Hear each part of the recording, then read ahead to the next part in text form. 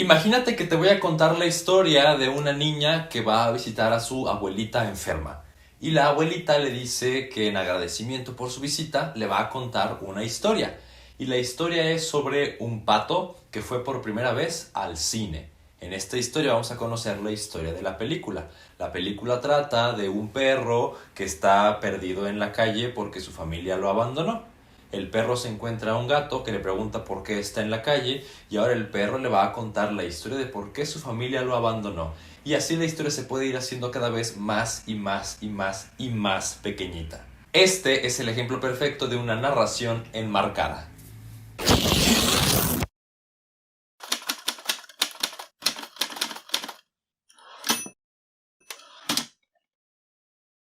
¿Qué onda, gente? ¿Cómo están? Me da muchísimo gusto saludarles. Yo soy Juan Francisco y les doy la bienvenida a su canal de confianza de libros y otros demonios. En esta ocasión tengo un nuevo tema de literatura que quiero discutir con ustedes y se trata de las narraciones enmarcadas. Fue un concepto que yo ya lo había leído, es decir, yo ya había leído historias con este estilo, pero no sabía que así se llamaban. Y cuando descubrí que existe un concepto para denominar a esta clase de narración, pues me gustó muchísimo y por eso quiero compartirla hoy contigo, porque quizá, igual que yo, no lo sabías, o quizá sí, porque eres más listo que yo, quién sabe. Primeramente, ¿qué es una narración enmarcada? La forma más fácil de definirla es una historia adentro de una historia, que a su vez está adentro de otra historia más grande, que a su vez está dentro de otra historia muchísimo más grande. Hagan de cuenta como las muñequitas rusas, como las matrioshkas. Abres una muñequita y adentro está otra, la abres y hay otra, la abres y hay otra, la abres y hay otra, y así sucesivamente,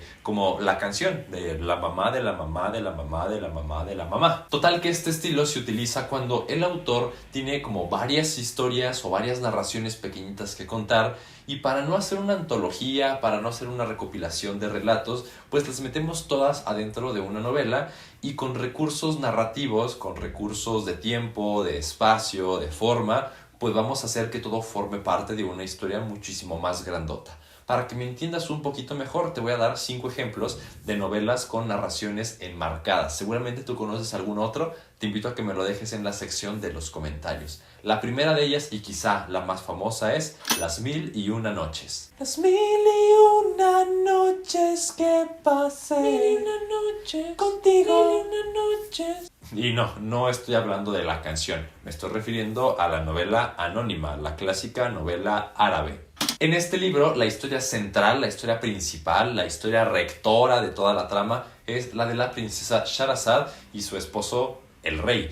Resulta que el rey años atrás subió una infidelidad por parte de su mujer y como ya no confía en las mujeres, entonces pues yace con ellas una noche y al amanecer las mata. La princesa Shahrazad pues ahora es la mujer en turno y no quiere que eso le suceda. Entonces se le ocurre un truco o una idea para lograr que pues la mantenga con vida al menos otra noche más, y es contarle historias. De esta forma la princesa le contará una historia que dejará inconclusa y con esto el rey se mantendrá interesado, le dará una segunda noche donde la princesa seguirá contando la historia, pero le mete una historia nueva y así sucesivamente hasta completar 1001 noches. Y quiero hacer un alto aquí para preguntarte, cuando escuchas hablar de las 1001 noches, ¿cuál es el primer cuento que se te viene a la mente?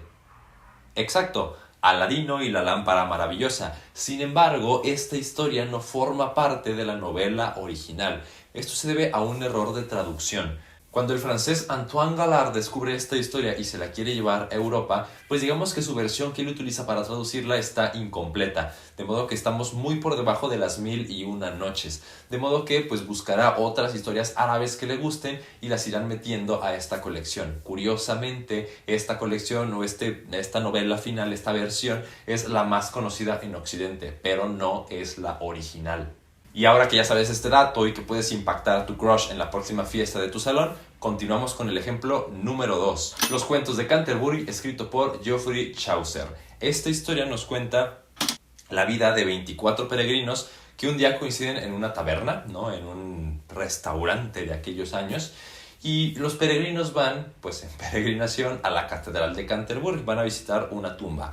Y para que no se les haga pesado el trayecto, se ponen de acuerdo y cada uno de ellos va a contar 2 historias cuando vayan y 2 historias cuando regresen. Al finalizar, la persona que haya contado el mejor cuento, pues su premio será un banquete pagado por todos los demás. Si sacamos cuentas, los 29 peregrinos, si cuenta cada uno 4, pues tenemos en total más de 100 historias. Sin embargo, los cuentos de Canterbury en su versión original o en su versión tradicional no tiene más que 24 historias, lo cual significa que el autor dejó inconclusa su obra. ¿Por qué? ¿Quién sabe? Pero este es otro ejemplo de una historia general que abarca otras historias pequeñitas. El tercer ejemplo es el Decamerón de Giovanni Boccaccio.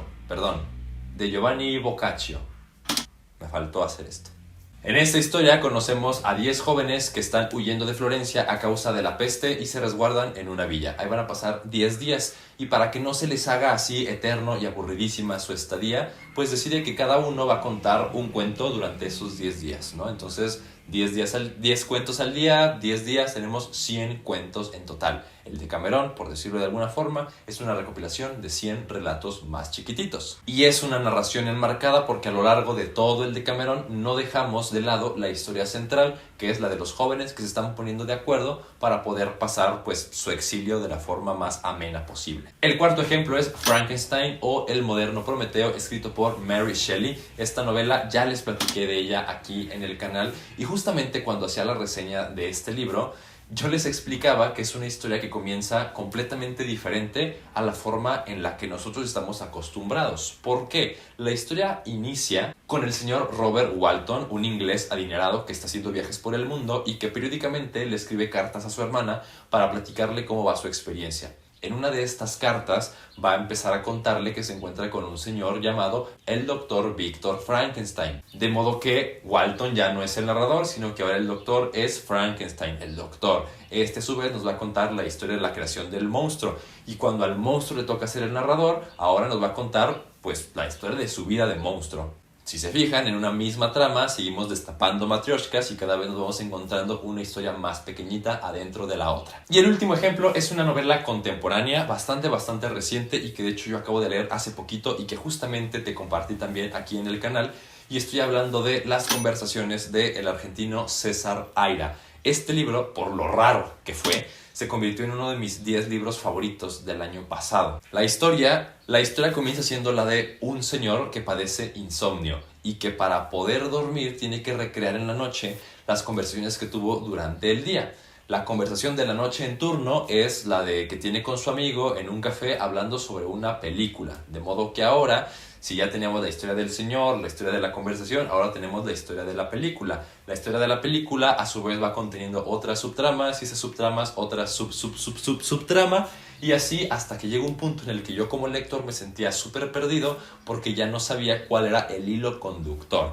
Y ahora que entiendo que existe este estilo denominado narración enmarcada, pues pareciera que todo cobra muchísimo mayor sentido. Hay otras historias que siguen este estilo, pero esa ya será tu chamba, que me las dejes aquí en la sección de los comentarios y que entre todos podamos seguir alimentando esta comunidad de aprendizaje de los libros. En fin, muchísimas gracias por verme un video más. Te invito a que le des like a este video si es que aprendiste algo y si te gustó el tema que te propuse en esta ocasión, que te suscribas al canal si por alguna misteriosa razón todavía no lo estás y muy importante, activar la campanita de las notificaciones para que sepas el momento exacto en el que mi bello rostro enmarcado adentro de otro bello rostro estará apareciendo en tus dispositivos. Yo soy Juan Francisco, esto fue de Libros y Otros Demonios y me dio muchísimo gusto platicar contigo una semana más. Nos veremos para la próxima. Hasta entonces.